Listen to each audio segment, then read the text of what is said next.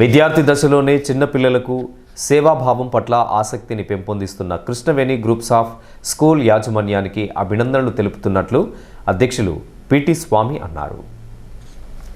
మేరకు మంగళవారం Krishnaveni group of schools ఆధ్వర్యంలో సెంటనరీ కాలనీకి చెందిన యూకేజీ పిల్లలకు ఈశ్వర కృప వృద్ధాశ్రమాన్ని కరస్పాండెంట్ తిరుపతి రెడ్డి ప్రిన్సిపల్ శ్రీనివాస్ ఆధ్వర్యంలో సందర్శించడం జరిగింది. చిన్నారులు ఆశ్రమ వాతావరణాన్ని ఆస్వాదించడమే కాకుండా ఆశ్రమంలో ఉన్న వృద్ధులలో తమ నానమ్మ మరియు తాతయ్యలను చూసుకొని వారితో మమేకం కావడం జరిగిందని, అలాగే ఆశ్రమ ఆవరణలో ఉన్న గోశాలను మరియు ఇతర పెంపుడు జంతువులను చూసిన విద్యార్థులు ఆనందించారు.